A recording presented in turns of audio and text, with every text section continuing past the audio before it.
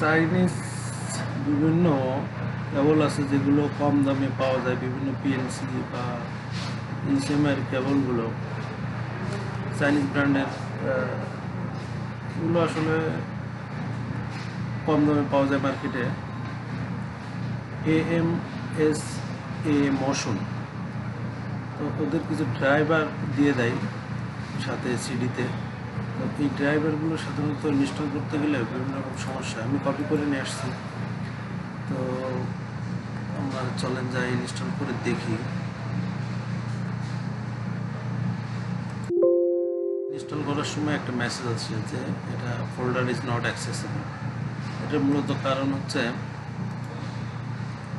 এই ফোল্ডারের নামগুলো চাইনিজ নাম রয়ে যাওয়ার কারণে সমস্যাগুলো হয়।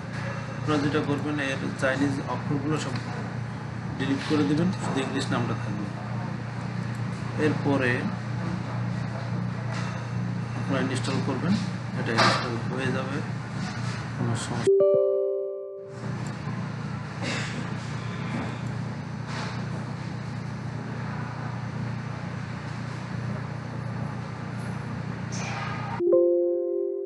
Driver install success.